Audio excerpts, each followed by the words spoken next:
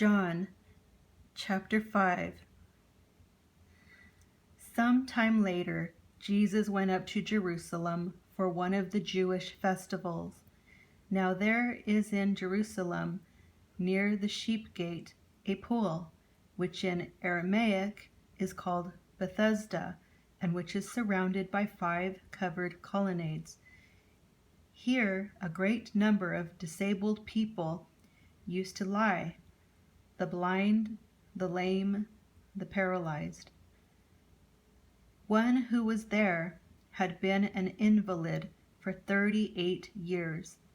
When Jesus saw him lying there and learned that he had been in this condition for a long time, he asked him, "Do you want to get well?" "Sir," the invalid replied, "I have no one to help me into the pool when the water is stirred. While I am trying to get in, someone else goes down ahead of me."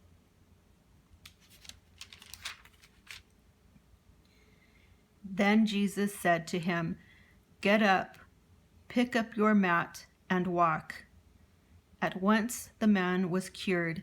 He picked up his mat and walked. The day on which this took place was a Sabbath, and so the Jewish leaders said to the man who had been healed, "It is the Sabbath. The law forbids you to carry your mat."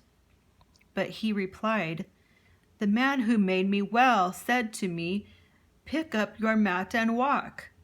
So they asked him, "Who is this fellow who told you to pick it up and walk?" The man who was healed had no idea who it was, for Jesus had slipped away into the crowd that was there. Later, Jesus found him at the temple and said to him, "See, you are well again. Stop sinning, or something worse may happen to you." The man went away and told the Jewish leaders that it was Jesus who had made him well. So because Jesus was doing these things on the Sabbath, the Jewish leaders began to persecute him. In his defense, Jesus said to them, "My Father is always at his work to this very day, and I too am working."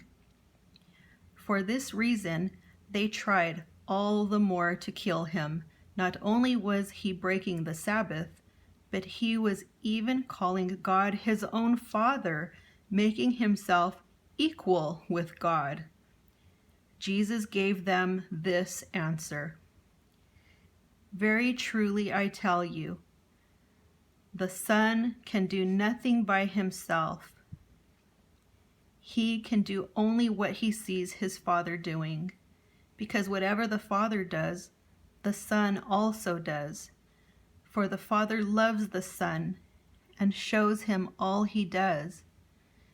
Yes, and he will show him even greater works than these, so that you will be amazed.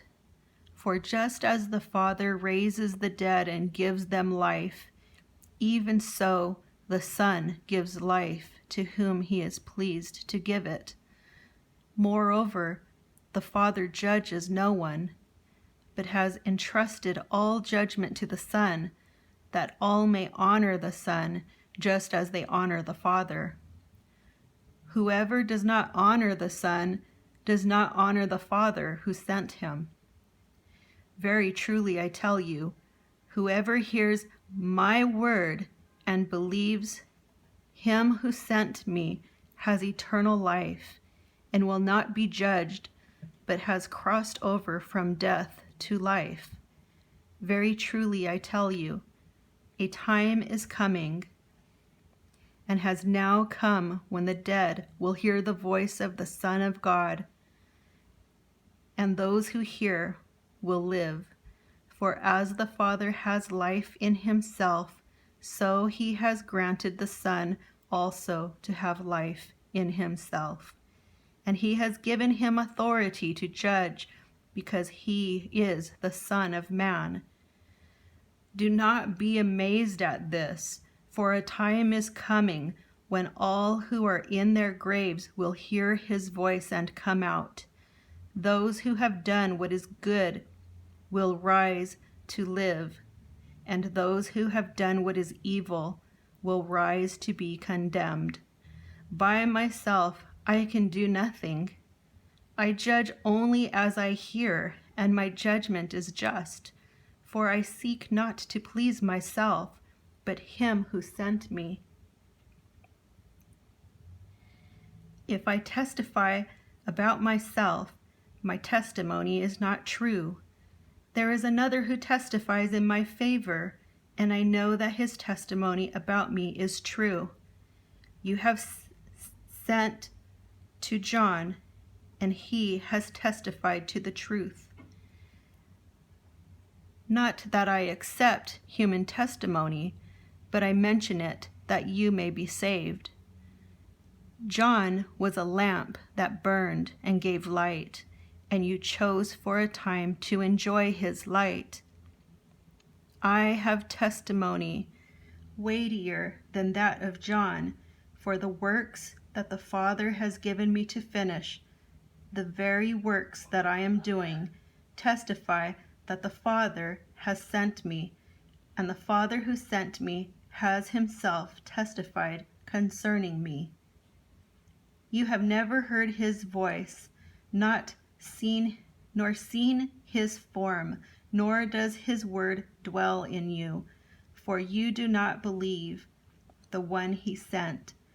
You study the scriptures diligently because you think that in them you have eternal life. These are the very scriptures that testify about me, yet you refuse to come to me to have life. I do not accept glory from human beings, but I know you. I know that you do not have the love of God in your hearts. I have come in my Father's name, and you do not accept me. But if someone else comes in his own name, you will accept him. How can you believe, since you accept glory from one another, but do not seek the glory that comes from the only God? But do not think I will accuse you before the Father. Your accuser is Moses, on whom your hopes are set. If you believed Moses, you would believe me, for he wrote about me.